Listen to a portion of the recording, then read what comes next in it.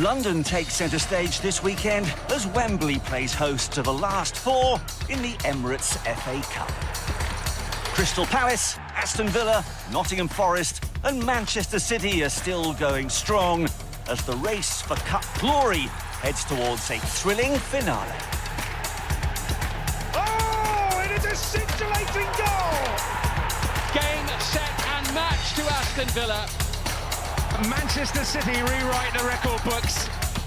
They prevail Nottingham Forest on penalties yet again. And the Wembley arch looms large for Crystal Palace. Welcome to the Emirates FA Cup preview show.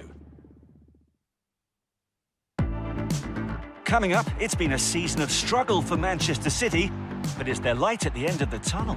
It's the only competition that we can win. We know how much it will mean to our fans to win this competition, so we will give our best for that. We hear from Nottingham Forest Cup hero, goalkeeper Matt Sells. I think with a lot of supporters behind us, we try to do everything to make history. Transformed under Unai Emery, are Aston Villa set to end their 68-year wait for cup success. I remember telling him, if you win the FA Cup, they're going to put a statue out there. People are hungry for success. Success being identified as a title, as a trophy. And leading by example, can fan favourite Will Hughes help Crystal Palace take a step closer to silverware? It's always nice to be liked and appreciated by the fans. I always give 100%, always have done, always will do.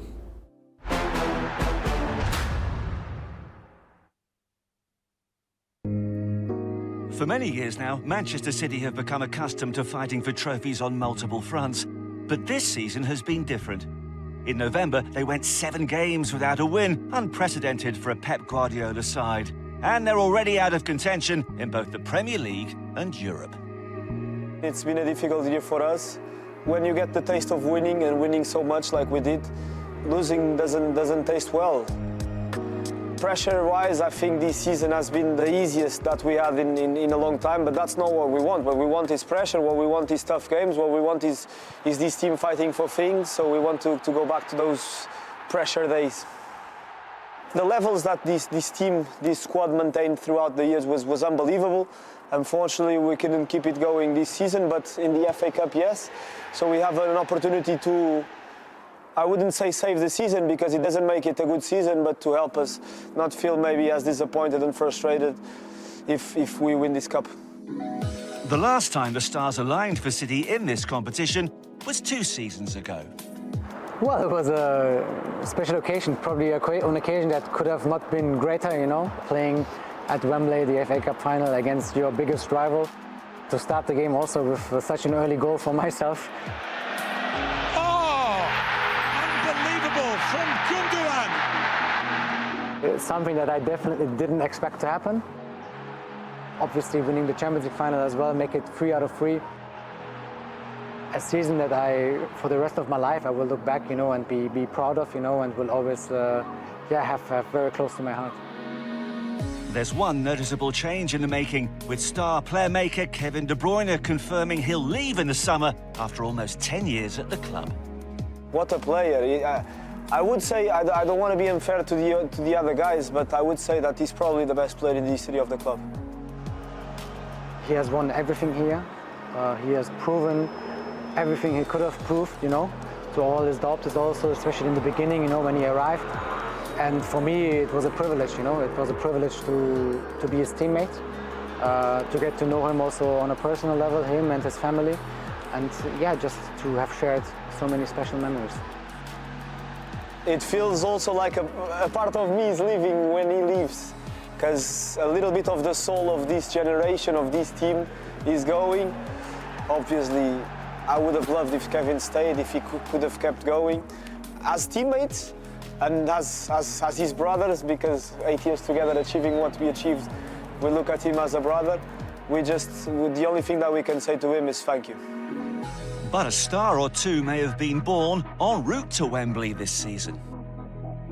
I feel like the FA Cup is always a really good opportunity for especially younger players, you know, to get the opportunity and to prove themselves as well. Nico now has played a few games in a row. It's a great moment for another youngster here. Nico O'Reilly writes his name on an FA Cup scoreline for Manchester City.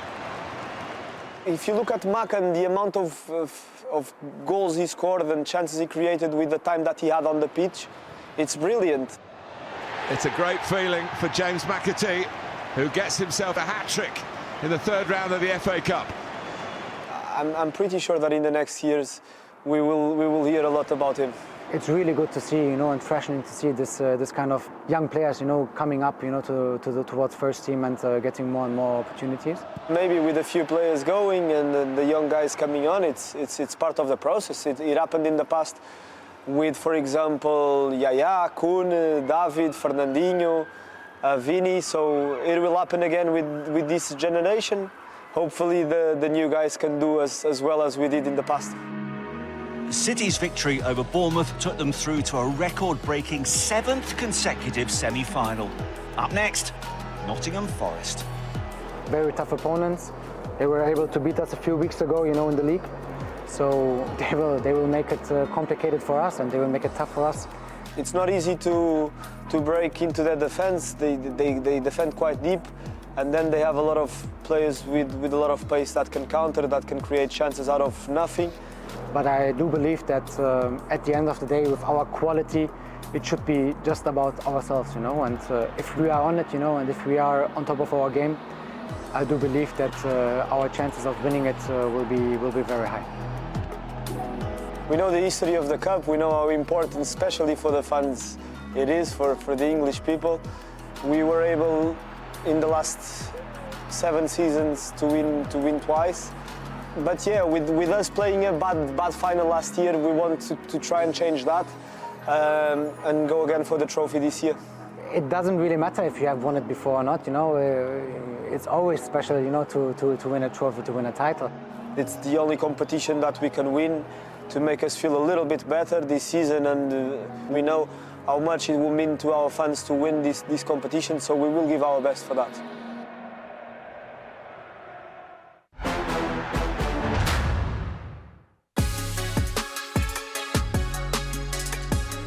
Welcome to the Etihad Stadium for this Emirates FA Cup third round tie between Manchester City and Salford City.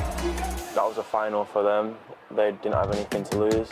So, after a couple of goals went in, it got a bit easier. Grealish for Doku! It's only taken until the 8th minute. I scored my first goal for Manchester City in that game as well, which was amazing. It was a crazy feeling. Yeah, I was just so happy with it after. Beautifully taken by McAtee at the near post. It was very good for him. He didn't have a lot of minutes as well, just to go out there and show what he can do. Yeah, he was buzzing a bit and everyone else was buzzing for him. Welcome everybody to the Gold Group Stadium for this Emirates FA Cup. First meeting for 99 years between Leyton Orient and Manchester City. It was a tough game, we got 1-0 down. Jamie Donnelly has scored an unbelievable goal for Leyton Orient. We was fighting back for most of the game, but yeah, we ended up getting the win in the end.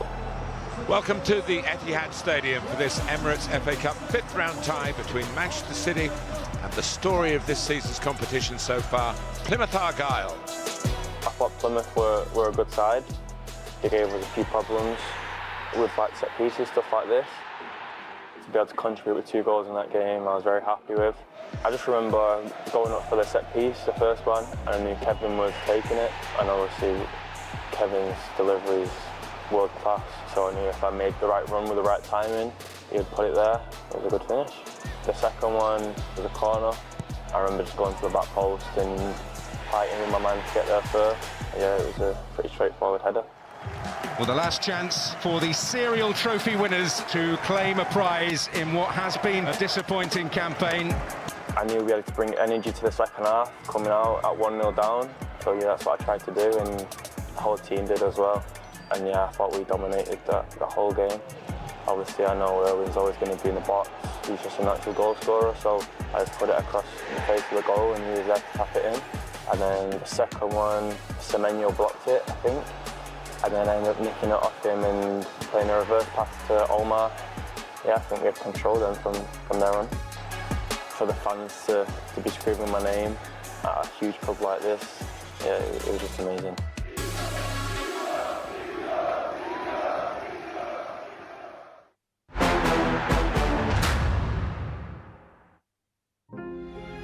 For over 150 years, the FA Cup has given the game some of its greatest stories. From giant killers, heroes and comebacks to everything in between. Each year writes a new script. We were fully of the belief that we could beat anyone. All of a sudden you start to dream then, and you start to believe that, you know, perhaps Wembley's round the corner. There's nothing better than winning the cup itself, is there, which in '95 against all the odds we did. We were the dogs of war, if you like, the underdogs of war in that game. This is the tale of the 1994-95 season. 1995 began with the expansion of the European Union as Austria, Finland and Sweden all joined.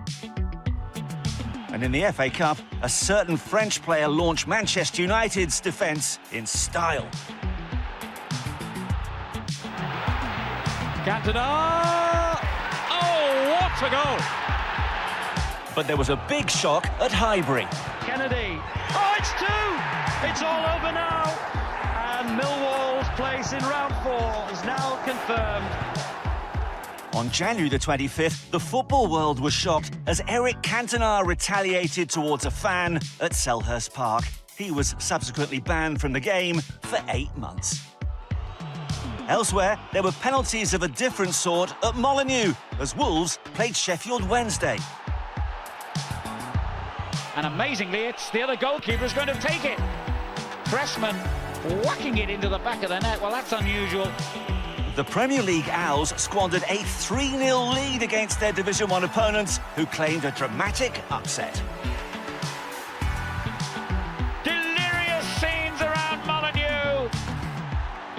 Chelsea also faltered from 12 yards as Millwall extended their incredible cup run. Everton continued to shine under Joe Royle with a battling performance at First Division Bristol City. In February, American Steve Fossett became the first man to successfully cross the Pacific Ocean flying solo in a hot air balloon. And Ronnie Rosenthal single-handedly dragged Tottenham Hotspur into the last 8, coming off the bench at 2-0 down to score a memorable hat-trick in a 6-2 win. To come as a substitute and to score 3 goals, you know, that does not happen often. Absolutely great moment that I will remember forever. Meanwhile, Everton thrashed Norwich 5-0. I got myself a goal in the Norwich game. You love those afternoons because if the crowd can relax, you can relax as players. It's a nice, comfortable passage through to the quarter-final. March, and Forrest Gump cleaned up at the Academy Awards, winning the Oscar for Best Picture. In the Cup, Crystal Palace were holding their own Goal of the Season competition in a quarter-final replay with Wolves. Tremendous goal! The ball is wedged in the roof of the net. Earlier in the month, Spurs ended Liverpool's hopes of a domestic cup double. QPR's run under new player-manager Ray Wilkins came to an end at the hands of his former club, Manchester United. And Dave Watson's 66th-minute header edged Everton past Newcastle at Goodison Park. Tough game. Dave Watson scored behind me there to make it 1-0, and that was the score in the end. I think that's probably the best memory of FA Cup football at Goodison Park, certainly. April, and Chris Sutton scored the fastest Premier League goal after just 12.94 seconds for Blackburn against Everton. But the Toffees fared better at Ellen Road in their FA Cup semi-final with Tottenham Hotspur. We turned up at Ellen Road for a magnificent semi-final, one of the best ever performances in modern history. Tottenham was probably our best performance, really. Everyone wanted United Tottenham final, and we just upset everybody and totally outplayed Tottenham, I think, that day. And he's found Namakachi, who's found the net. And Everton have found the passport to Wembley and an FA Cup final. In the other semi-final, Manchester United required a replay to beat Crystal Palace, just as they had done 5 years earlier. May, and Oasis reached #1 in the singles chart for the first time, with some might say. On the continent, Ajax claimed a 4th European title, beating Milan 1-0 in Vienna. And so the scene was set for the 50th post-war final at Wembley, as Everton took on Manchester United. We'd sort of built through that season since Joe Royle came as the manager, and at that point we were fully of the belief that we could beat anyone. We had a system that suited us. We had strong players, great characters, senior players, and quite honestly, up front we had goals. So we weren't bad.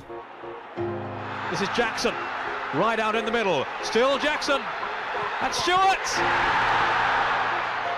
It's there, Ryder!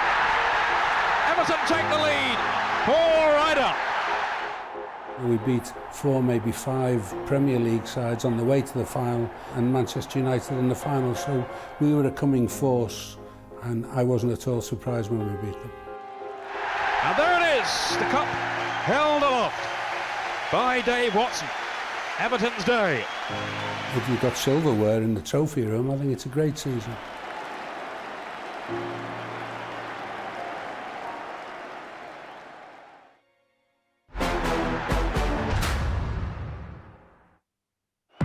Still to come, a case for the defence, why Matt Sells is key to Nottingham Forest's cup hopes. I think when you have that sense of protection at the back, us as attackers, we can do our job going forward, knowing that we're safe. And a former Forest #1 recalls a bittersweet Wembley final. It's the one thing in my career, although we got beat, it stands out as the dream.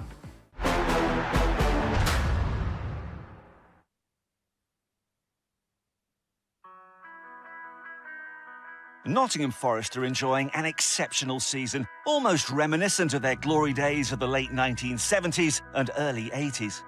The East Midlands club are challenging for a UEFA Champions League place and through to an FA Cup semi-final, due in no small part to their highly rated goalkeeper, Matt Sells. And it's saved! And Nottingham Forest are into the quarter-finals of the FA Cup. Well, Sells the hero. Sells has helped steer Forest through an incredible 3 consecutive penalty shootouts, eliminating Exeter in round 4, Ipswich in round 5, and most recently Brighton in the quarter-finals. Yeah, it was nice for me. We went a few times through with penalty shootout. As a goalkeeper, you know that you don't have a lot to lose, so it's always like a mental game. And if you can stop a penalty early in the shootout, that gives you even more advantage. And Brighton have missed 2 in a row. Sells, to be fair, has saved 2 in a row. It was a difficult game in Brighton, very good team. It was not an easy game, so yeah, in the end, last 30 minutes, we were under pressure and we were happy to go to the penalties. Everybody was a little bit, felt tired. I had a feeling that he will kick in the middle and okay, was not 100% in the middle, was a little bit on my right side. Really hard kick, so was a good reflex, and I think maybe the best penalty. I'm happy about the result and looking forward to play again in Wembley. What a save! What a save! The Belgian international was signed from Strasbourg in 2024 by Nuno Espirito Santo, once a high-level keeper himself, and the manager's faith has been repaid. Sells' impressive displays see him leading the race for the prestigious Golden Glove Award on 13 clean sheets. If I win it, it's because of the team. Of course, if you're in that stage now, it has to be an objective to keep the 0 every game as a goalkeeper. That's the most important, but it's even more important that you win games, and then we can achieve something great at the end of the season. He's been a wall. Off the pitch, he's so chilled. On the pitch, he's a wall, and he's meant everything to us this season. He's been a massive part to why we're doing so well. I think the defence as well has helped him out, but I think in general, for me, he's our player of the year. Matt is an amazing, because even in the Prem, he's the one leading in terms of the clean sheet. I think we're just glad to have him as our #1, and he's also such a nice guy as well. He's just been a leader, and I think when you have that sense of protection at the back, us as attackers, we can do our job going forward knowing that we're safe. Sells is the latest success story in Nottingham Forest's illustrious history of top-quality goalkeepers. The club's roll of honour includes former England greats Peter Shilton and Chris Woods, who sit alongside many other internationals and club legends.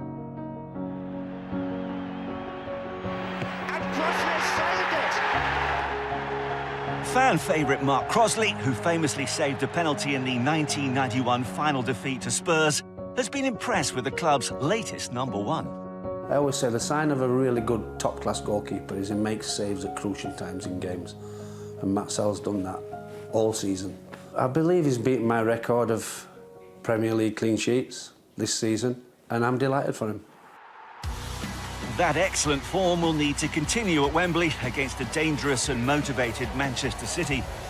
The 2023 winners represent a major hurdle for Forest Cup ambitions, but Sells is relishing the opportunity. You know, as a goalkeeper, that you can be important.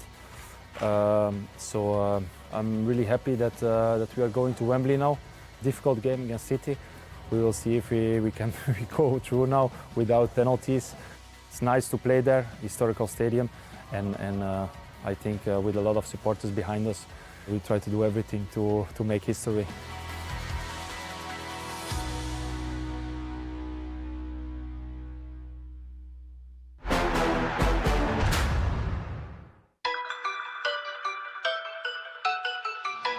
Welcome to the City Ground for this FA Cup third round tie between Nottingham Forest and Luton Town. Sticky game, really. I think you can never sort of underestimate teams. There's Ryan Yates to put Forest in front. Yeah, he pops up now and then, Yates with a goal, doesn't he? Ramon Sosa for 2-0 Forest. It was a tough game for us, but yeah, I was really happy that we got through that one. Welcome to St James's Park for this Emirates FA Cup fourth round tie between Exeter City and Nottingham Forest. Exeter away was very tough. Josh McGuinness is there! Exeter in front! There's a lot of upsets in the cup, and that could possibly be one of them. We worked hard, we dug in deep. Tyrone was a great goal. I think he pulled it down and bent it in the far corner, so yeah, great goal from Tyrone. Yeah, I was very happy for him. So this is it, Nico Williams. If he scores, they're through. Nico, he's a very good penalty taker. You always sort of rely on Nico to hit the back of the net, and he did do that day. It's Williams, and Nottingham Forest are into the fifth round of the FA Cup. And it's Ipswich Town who get this game underway against Nottingham Forest, of course, in the red jerseys. Yates popped up with another header. He's great at attacking the box and things, so brilliant for him to bring us back into it. Yates! It's one apiece! We knew going into pens that we've got good momentum in pens, so we were confident. Oh, another good penalty. Matt has been brilliant. He's stopping almost any shot that comes. He's had a great season and he's been terrific in the penalty shootouts. It's saved! And it's Nottingham Forest who'll go to Brighton and Hove Albion in the quarter-finals of the FA Cup. Both clubs are seeking silverware to cement their status as rising forces in the English game. Brighton away was really tough. Matt's was terrific. I rate him very highly. I think he's been outstanding. I think he's really sort of helped us from the back and give us that sort of foundation to go on to win games, so he's been brilliant. Ryan Yates, this to send Nottingham Forest to Wembley. I was very confident in him because I knew what he was going to do, and he just put too much power on it for the keeper. Obviously celebrating with the fans was great to see.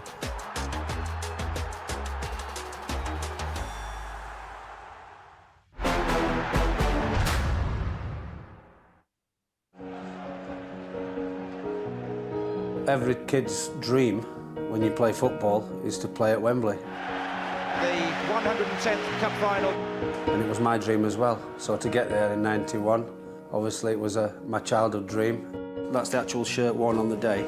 And I went into the history books as being one of only 3 goalkeepers to save a penalty in an FA Cup final.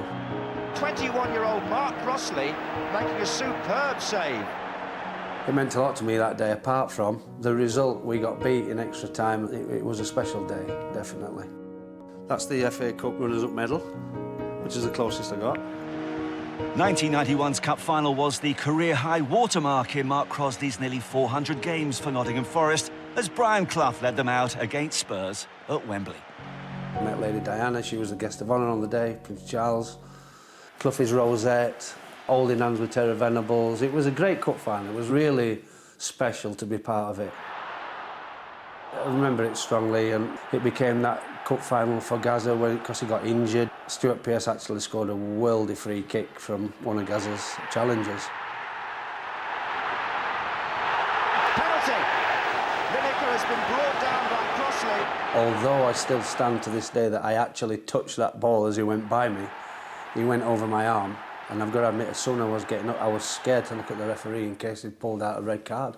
Fortunately, he didn't, and I went on to save his penalty and go in the record books for it. And Crossley saved it! That's going to go down in Wembley folklore.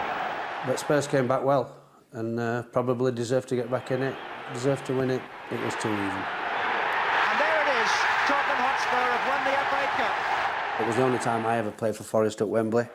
It's the one thing in my career, you know, that stands out as the... Although we got beat, it stands out as the dream. That defeat was the closest Clough came to winning the one domestic trophy to elude him. Because of what he achieved in winning European Cups and League Cups and everything going, that it's just a shame that we never got that one for him. I think he would have retired if we would have won the FA Cup. I ended up being at the club 12 years, but the first 6 were the special ones, working under Brian Clough. I always say it's the best education you can ever have. He taught you about life skills as well, his way.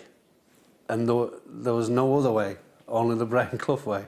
Yeah, I used to come to the house quite a bit, yeah. Imbecile, Barnsley, which is where I'm from, Jigsaw, because apparently I wasn't very good in the box and I went to pieces when the ball came in the box, so...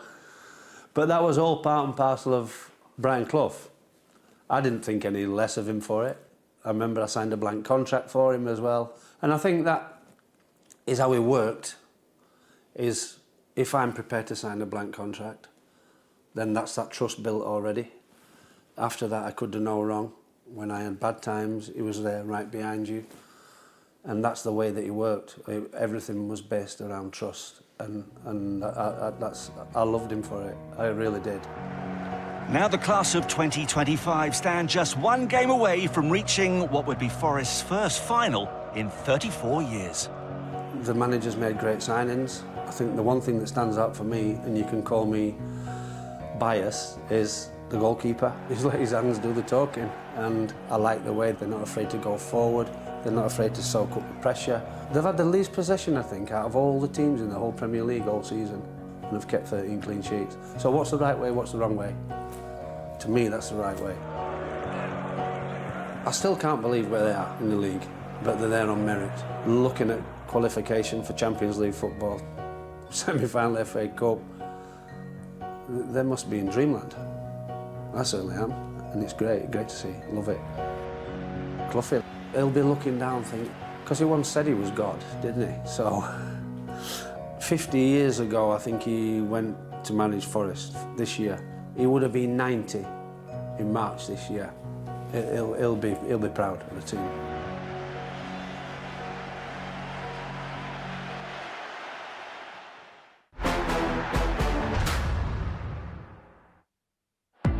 Still to come, a club on the rise. How Unai Emery has heightened the ambitions of Aston Villa. He's a master of recuperating players that perhaps weren't succeeding somewhere else. And we take a look at Crystal Palace's road to Wembley. A big player stepping up in a big moment for us and get 3 good goals on the counter-attack was pretty special.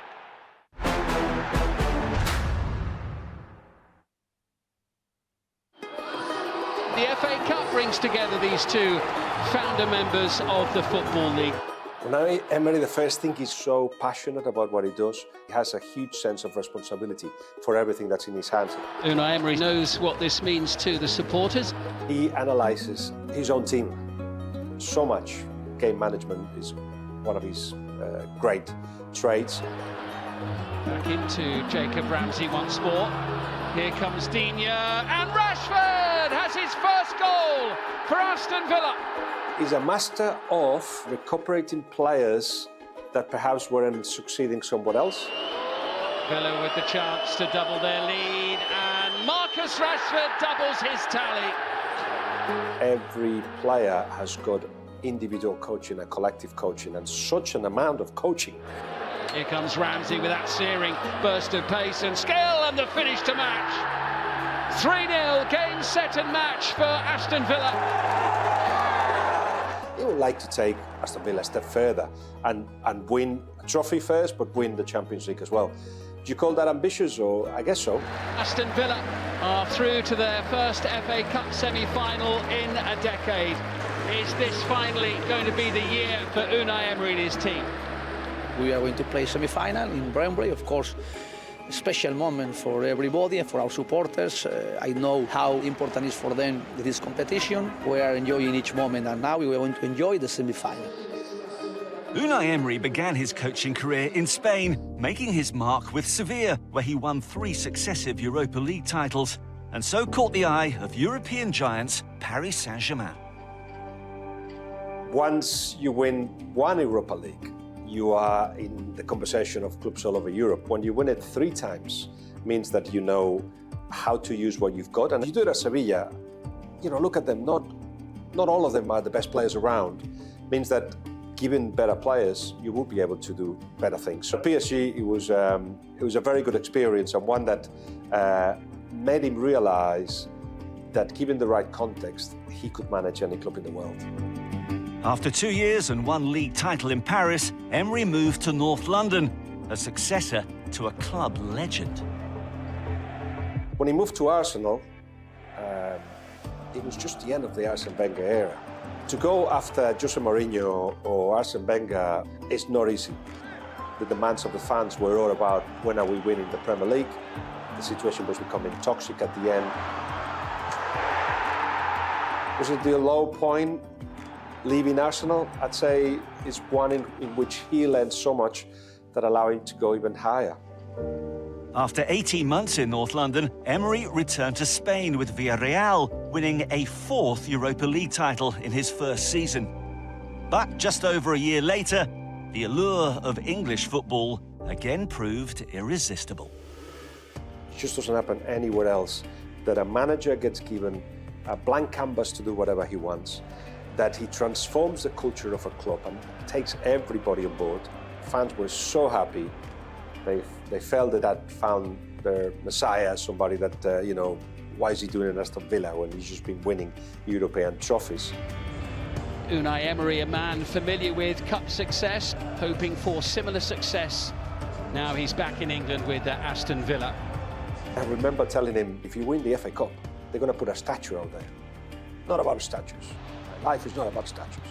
But after that, he realized that people are hungry for success. Success being identified as a title, as a trophy. Transformed from relegation battlers to European contenders, Emery has helped Villa become home to some of the game's biggest names. The addition of Rashford didn't mean that 3 or 4 players have to move or that they have to adapt to it. No, Rashford had to adapt to the team. Even if he's not talking much, Rashford, you've seen Rashford is loving it. For 3 windows, he's been trying to get Marco Asensio, and he felt he could do a really good job. But with him, Marco Asensio felt so comfortable very, very quickly. And I think the fans fell in love with him. Whatever happens in the FA Cup, you sit everybody down and say, has it been a successful season? As long as they keep pushing for titles, as they've been doing this season, they'll all say yes. But winning the FA Cup will take the conclusion to another level.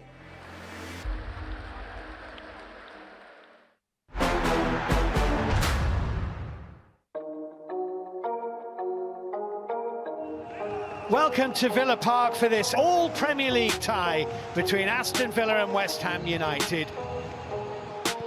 Maatsen, and in! Amadou Onana pokes it home for Aston Villa. Watkins across goal, and Morgan Rogers stabs Aston Villa in front. We're in this competition to win it. It's historic competition in England. We all know how much it means, and we're going to try to do our best to win it. Hugely intriguing FA Cup tie between two clubs with great but not recent positive history. Villa seek to get on the front foot immediately. What a stunning start! Jacob Ramsey, Marlon right across. Oh, and he will be forced in. Morgan Rogers may well have put this FA Cup tie beyond Tottenham Hotspur. Yeah, very happy. It really was a fantastic match against Tottenham, very difficult team, and we played very well, really very well. A cup tie that delivered everything it promised. It finishes Aston Villa 2, Tottenham Hotspur 1. Welcome to Villa Park for this Emirates FA Cup fifth round tie between Premier League Aston Villa and Championship side Cardiff City. Tielemans looking for Rashford and finding him. Deadlock broken. Finally, the Premier League side are ahead. I want to score more, to give more to this team, to this club, and that's my objective. Villa looking for that second goal. Marco Asensio finds the back of the net at the double. Villa 2, Cardiff 0, and a place in the quarter-finals of the FA Cup for those in claret and blue. Whilst there is a division between Championship side Preston North End and Aston Villa of the Premier League, the underdog hosts have cause for optimism. Into Marcus Rashford, who scores his first goal for Aston Villa and breaks the deadlock in this FA Cup quarter-final tie. Nicely done, Jacob Ramsey. Quite a surge of pace, super play, what a finish. Jacob Ramsey has the travelling fans dreaming of Wembley. A really good day. I'm just buzzing for the fans at the end, the reception that we all got, the final whistle. It was just good to see, man.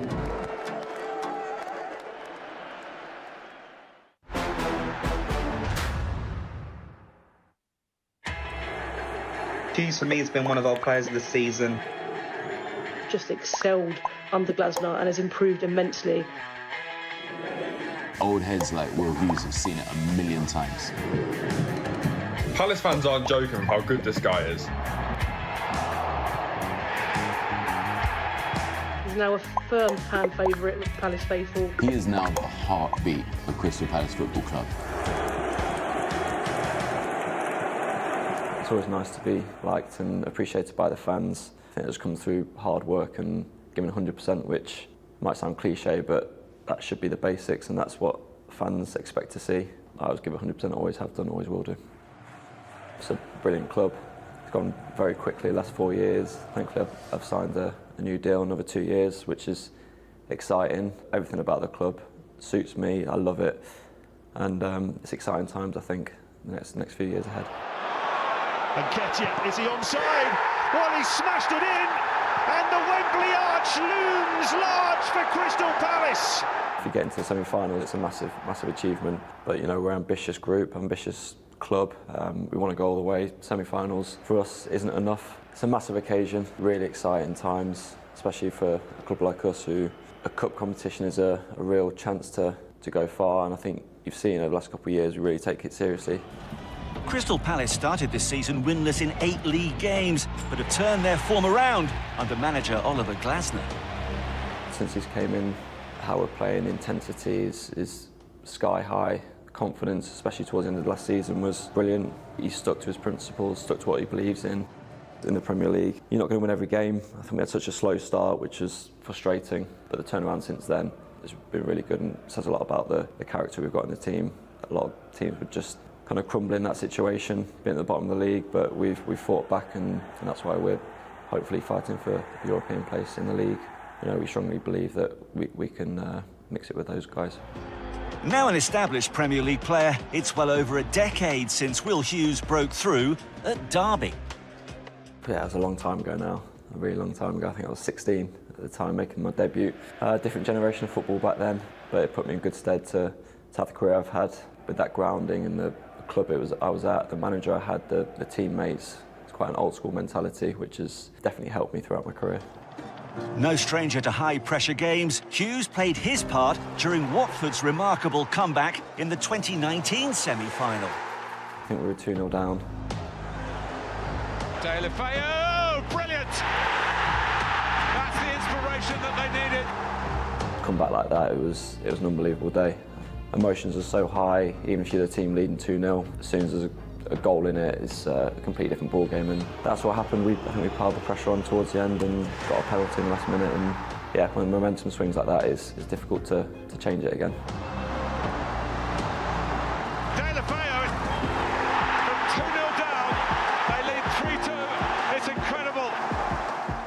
Final, not so good. Kevin De Bruyne, yes, it's six in the FA Cup final. It's a roller coaster of emotions. It's just unbelievable with the fans, and the excitement builds around it. It's a fine line between, you know, being involved in that and also seeing it as another game and not letting the emotions get the better of you. Palace last reached the final in 2016 when Manchester United came from behind to lift the trophy. Here's Valencia. The 10 men are striving for a breakthrough here. They've got it! Jesse Lingard with a thumping goal!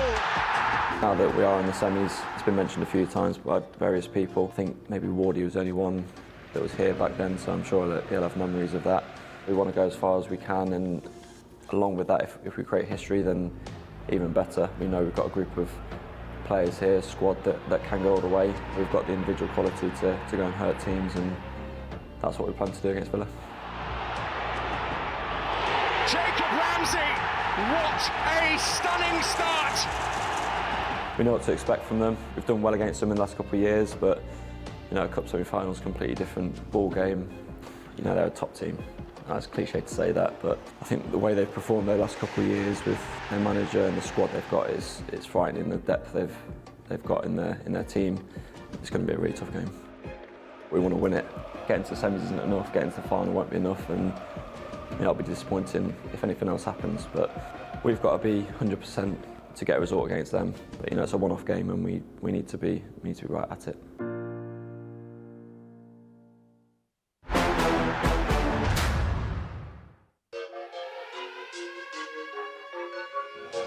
Crystal Palace perhaps enjoying their finest era in terms of league status.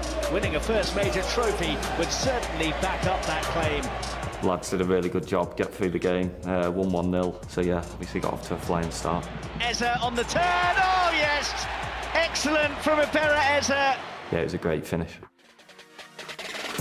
League 2 Doncaster hope to produce another cup shock against their Premier League guests, Crystal Palace. Cold, windy night, tough pitch, tough place to go sometimes, and you got to be professional, get the job done. And then I think Justin scored in the second half, lifted it over the goalkeeper. Devaney this time finds a quite glorious finish. Obviously got a good 2-0 victory. And it's the Eagles who get this FA Cup tie underway against the Lions. The atmosphere was great, the Millwall fans were in full voice, and the game was pretty crazy, what a derby would entail.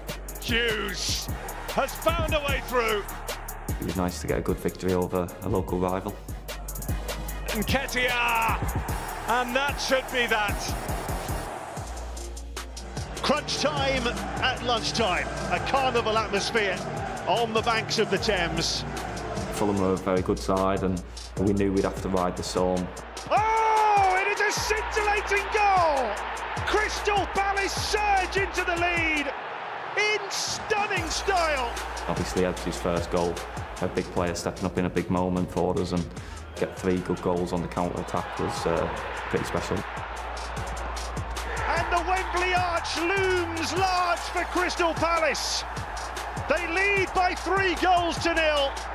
We're looking forward to the challenge ahead, and really looking forward to giving it everything, and hopefully putting some smiles on our fans' faces.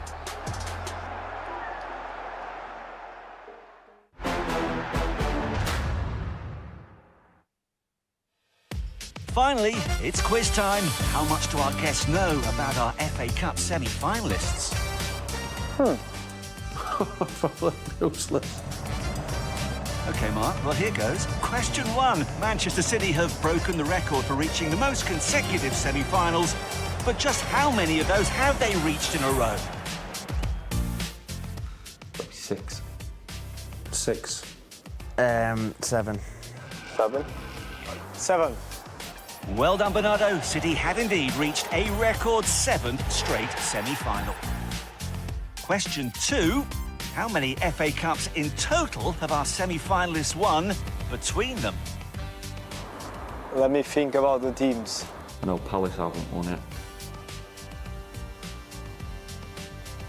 I would say 14. 14. 15. 15. 16. 16. 15. Hopefully 17, it'll be the Palace's first one. Well, we'll wait and see, Dean, but 16 is the answer at the moment, with City and Villa each having 7 cup wins to their name and Forest contributing 2 titles. Next question. Which of our last 4 has won 3 penalty shootouts in this season's cup run? 3 penalty shootouts this season. Nottingham Forest. Probably Forest. Forest. Us? Forest. Easy one for the Forest lads. As mentioned earlier, the Reds have come through penalty shootouts with Exeter, Ipswich and Brighton to reach Wembley. Question 4. Which semi-finalist's home ground has hosted the most ever FA Cup semi-finals? Before they were played at Wembley. Villa. Aston Villa. Aston Villa. Aston Villa. Got to be Villa. Easy for Mark, who featured in one of the 57 semi-finals to be played at Villa Park. Finally, question 5. Which player found the net in the quarter-finals 5 days after scoring his first goal for his country at Wembley? Scored for his country at Wembley. I don't know. I don't know. I was going to say Morgan Rogers. Morgan Rogers. Eze. Eze. Eze. Eberici Eze. Eze. It was indeed Ebere Eze who scored for Palace against Fulham, having netted for England against Latvia. So, youth prevails in this week's quiz. The winners are Nico O'Reilly and Elliot Anderson. But a good showing all round. Not bad, I'm happy with that.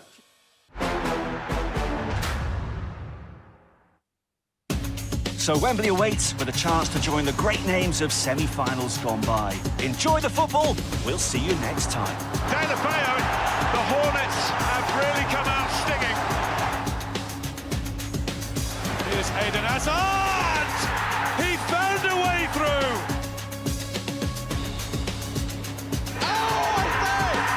Brilliant! Great run here by Ryan Giggs.